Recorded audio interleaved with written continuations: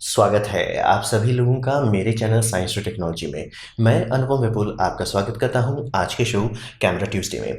आज हम लोग बात करेंगे नाइकॉन Z5 के बारे में। तो आइए समझते हैं।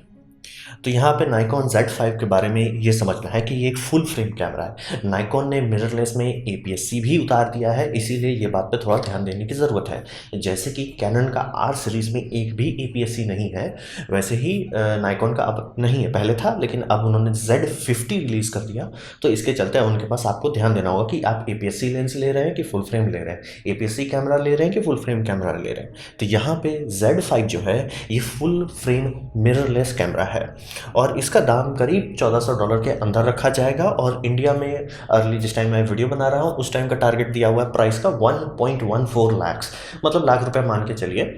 और इसमें 24 मेगापिक्सल का कैमरा है, मतलब कोई बहुत भयानक मेगापिक्सल नहीं है, लेकिन इसमें IBIS है। यानी कि अगर आप इसको कैनन RP से कंपेयर करते हैं जो कि काफ़ी अच्छा कैमरा है, उसमें इमेज स्टेबलाइजेशन नहीं है, आपको उसमें लेंस में मिलेगा, यहाँ पे सेंसर स्टेबलाइजेशन है।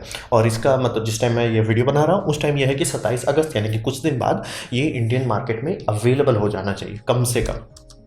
तो ये है Z5। तो बात करते हैं कि इसका यूनिक सेलिंग पॉइंट क्या है, क्योंकि Z5 से पहले भी Z7 उतर चुका है, Z6 भी है। तो हिसाब क्या है इस कैमरे का? एक कैमरे का ये है कि ये गुड स्टार्टिंग कैमरा के तौर पे दिखाया जा रहा है, यानी कि आप इसे गाड़ी खोलो, फुल फ्रेम में आपको घुसना है और आप इससे गाड़ी खोल सकते हैं। और कैनन ये नाइकॉन का सबसे बड़ा जो शिकायत था कि डुअल कार्ड स्लॉट नहीं देते थे, ये बात नाइकॉन को बहुत भारी पड़ रही है, क्योंकि मतलब नाइकॉन को पता है, नाइकॉन बेवकूफ़ नहीं है, नाइकॉन को पता है 800D में चाहे उनके प्रोफेशनल लाइनर जो एकदम स्पोर्ट्स प्रोफेशनल से तो सब में डुअल कार्ड स्लॉट दिया जाता है। ना देना Z सीरीज़ के कैमरा में वो एक ज़बरदस्ती का ट्रिपल हैमर टाइप था।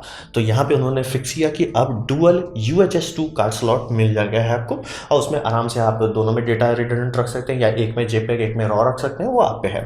और माइनर कंप्लेंट्स भी सुधारेंगे, जिसमें एक सबसे बड़ा सबसे यूज़फुल है कि आप USB-C से इसको कंटिन्यूसली पावर कर सकते हैं। यानी कि लिए अगर मान लीजिए आपको फुल HD का वीडियो रिकॉर्डिंग करना है तो आप इससे कर सकते हैं, बैटरी में चार्ज करने की जगह आप सीधे ये कर सकते हैं। और ऑटो फोकस में नाइकॉन जब शुरू में Z सीरीज उतारा था ठीक था, लेकिन कोई भी ऐसा नहीं लग रहा था वो, मतलब सोनी काफ़ी साल पहले से बना चुका था ऑटो फोकस, उसको पॉलिश करते करते वहाँ पे पहुँच के जहाँ इंडस्ट्री लीडिंग हो गया। कैनन के पास टेक्नोलॉजी अच्छी थी, उसे पॉलिश करते करते अब वो भी आ गया इंडस्ट्री में। नाइकॉन का ऐसा नहीं लग रहा था किसी को कि मतलब, लेकिन उन्होंने अपडेट किया, वर्जन 3 अपडेट अभी चल रहा है, जेन्युइनली अच्छा हो गया। बेस्ट ऑफ द बेस्ट नहीं है, लेकिन आपको ऑटो फोकस से शिकायत कम होगी कि ये ऑटो फोकस अच्छा रहता, तो ऐसा नहीं होने वाला। अब ये रहेगा कि थोड़ा और बेटर हो सकता था वो, और वो भी तभी पता चलेगा अगर आप साइड में कैनन रखे हो या साइड में सोनी रखे हो, बिना वो सब के आपको दिक्कत नहीं होगी। तो इसमें वही लेवल का ऑटो फोकस शुरुआत में ही दिया जा रहा है, ऑब्वियसली फॉर्मवेयर फिक्स हो चुका है, तो काफ़ी चीज़ इसमें सीख के पीपल और एनिमल आई ऑटो फोकस दे दिया गया है। तो ये इस मामले में ये एक अच्छा इसका यूनिक सेलिंग पॉइंट है। ऑटो फोकस सुधारा गया, डुअल कार्ड स्लॉट सुधारा गया है, और एक दाम भी इसका ठीक ठाक रखा गया फुल फ्रेम कैमरा के हिसाब से। अब बात करते हैं ये है किन के लिए। ये एक ब्रिज कैमरा के तौर पे इसे मतलब रखा जा रहा है, इसीलिए नाइकॉन इसका खूब अनाउंसमेंट भी नहीं किया। मतलब सोचिए ये उसी टाइम रिलीज़ हो रहा है, मतलब इसका एटलीस्ट अनाउंसमेंट उसी टाइम हो रहा है जिस time Soni A7S Mark 3 release हुआ, जो तो पूरा तहलका मचा दिया। फिर कैनन R5 जिस टाइम तहलका मचाया, ये उसी टाइम में रिलीज़ किया गया, लेकिन एकदम अंडर द रेडार हो गया, मतलब कोई ध्यान नहीं दिया इस पर। और इसका कारण ये है कि ये कैमरा काफ़ी हल्का है, मतलब स्पेक्स के मामले में नहीं देखिए, मतलब परफॉर्मेंस के मामले में देखिए काफ़ी हल्का है। तो इसका हिसाब ये लगाया जा रहा है कि इसे B कैमरा के तौर पे रखा जा सकता है, क्योंकि अभी भी कैनन का बहुत लोग मतलब कैनन का लेंस रखे हैं। लेंस किसी ने लिया DSLR के लिए, तो DSLR यूज़ करें, जैसे कि एग्जांपल के तौर पे D850। और चूंकि आप DSLR का लेंस मिररलेस में लगा सकते हो, तो लोग क्यों नहीं यूज़ कर रहे? वही था, डुअल कार्ड स्लॉट वाला नौटंकी लटका दे रहा था काफ़ी लोगों को। तो इसमें ये किया जा रहा है कि मतलब जब भी कोई वेडिंग वाली होती है, कोई फोटोग्राफी हो, अभी तो ये दुनिया तबाह हो गया 2020 में, तो वेडिंग वालों की तो बैंड बजी होगी। अगर आप लोग में से कोई है जिनका बैंड बजाए तो प्लीज़ लिख दीजिए कैसे आप लोग जुगाड़ कर रहे हैं। तो हमेशा 2-3 कैमरा रखा जाता है। बड़े बड़े ग्रुप की शॉटिंग हो तो बैकअप के ऊपर रहेगा बैकअप, और ये ज़रूरी रहता है क्योंकि आप किसी भी कारण से इक्विपमेंट ही है, कुछ भी होने पर फॉल्ट हो सकता है, गिर सकता है, टूट सकता है, या सीधे सीधे स्वाहा हो सकता है, तो कुछ रहना चाहिए। तो वो यहाँ पे काफ़ी कंपनी लोग मतलब जो ग्रुप फोटोग्राफी करवाते हैं कि मतलब हाँ 10 लोगों की टीम जाएगी, वो सब चीज़ करती है, उसमें हमेशा एक मेन रहेगा और एक साइड कैमरा रहेगा। तो साइड कैमरा में ये कैमरा काम कर सकता है। ऐसा नहीं होगा कि बेस्ट ऑफ द बेस्ट से भिड़ जाए, लेकिन दिक्कत नहीं होगा। ये नहीं होगा भैया आप DSLR से खींच रहे धड़ा से मोबाइल पे उतारा है, ऐसा नहीं होगा। तो उस मामले में B कैमरा काफ़ी लोग खरीदना चाहते हैं और कभी भी बहुत ज़्यादा नहीं खर्च करना चाहते। जैसे मान लिया सोनी के केस में कहा जाएगा कि आप A7R Mark 4 ले लीजिए, वो आपका मेन कैमरा हो गया वेडिंग के लिए। और A7 III जो है नॉर्मल वाला, ये आपका हो जाएगा बैकअप कैमरा, की मतलब आपने मेन पैसा खर्च किया लेकिन बैकअप रखिए, क्योंकि लेंस जनरली नहीं बिगड़ता है। तो वैसा करके किया जाए। कैनन के केस में भी लोग करते हैं कि कैनन के केस में ये हो सकता है कि R5 को लिया हो और R6 बैकअप के तौर पे रखा हो, या RP बैकअप के तौर पे रखा हो कि दाम बहुत कम है। तो वैसे लोग काफ़ी लोग करते हैं कि एक मेन कैमरा रहता है, एक बैकअप कैमरा रहता है हमेशा। और जो लोग DSLR में अभी भी लटके हुए हैं नाइकॉन के केस में, कि मेरे पास नाइकॉन का लेंस है, मेरे पास नाइकॉन की कैमरा बॉडीज़ हैं और मैं DSLR में ही खुश हूँ, वो लोग को यहाँ लाना चाह रहे हैं। क्योंकि DSLR का लेंस मिररलेस में लगाया जा सकता है, लेकिन प्रोफेशनल हाथ ही नहीं लगाते क्योंकि सब में सिंगल स्लॉट था। तो ये अब उनको लिया जा रहा है कि आओ। और मैंने ही आपको बताया कि ये बहुत हल्का कैमरा है। ऐसा क्यों बोल रहा हूँ? क्योंकि ये 4.5 फ्रेम पर सेकंड पे चल रहा है, जो कि आज के टाइम के हिसाब से काफ़ी हल्का है।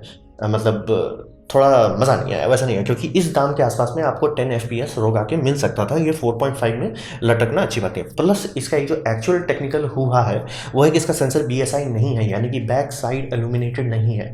सेंसर टेक्नोलॉजी में कोई खास तरक्की नहीं होती। आपको सेंसर मतलब फोटो की क्वालिटी बढ़ाने के लिए आपको सिर्फ दो रास्ता था। फिजिकल बात कर रहा हूँ, ISO सर्किट सुधारिए, यानी कि जिसे हम लोग कहते हैं एनालॉग टू डिजिटल कन्वर्टर, वो सुधारिए, या सेंसर सुधारिए। सेंसर में ज़्यादा कुछ हुआ नहीं हुआ है, सिवाय इसके कि इस पर मतलब सिलिकॉन वेफर था, उसके ऊपर कॉपर वायरिंग की जाती थी। अब ये क्या कॉपर वायरिंग हो जाती है, उसके ये समझ लीजिए कॉपर वायरिंग हो गया, उसके आगे सिलिकॉन रहता है। तो फायदा ये रहता है कि लाइट के बीच में इंटरफेरेंस कम हो जाता है, मतलब लो लाइट परफॉर्मेंस बढ़ जाती है। मतलब अगर सिलिकॉन के लेवल पे देखें तो सिर्फ यही एक बड़ी टेक्नोलॉजिकल चेंज हुई है। ये ऐसा समझिए होगा कि हम लोग 3G से 4G में आ गए।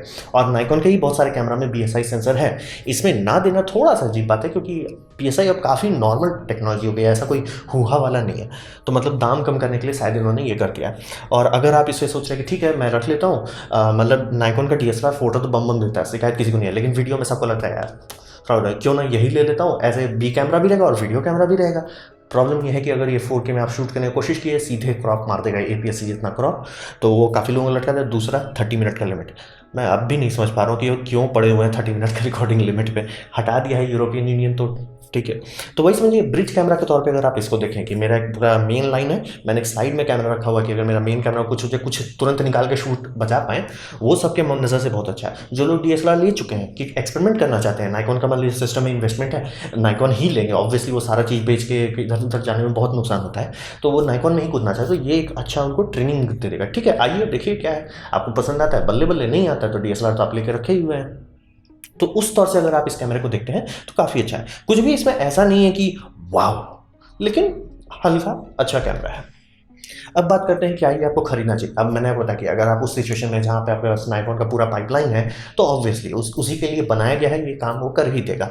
लेकिन अगर आप मतलब फ्रेश स्टार्ट करने वाले हैं, मैं कहूँगा रुकें, क्योंकि नाइकॉन का 3-4 बार से ये दिख रहा है कि Z सीरीज़ के कैमरे रिलीज़ होते हैं, दाम बहुत हाई रहता है और 3 महीने के अंदर दाम घटा डालते हैं, और कभी कई बार काफ़ी तगड़ा दाम घट रहा है।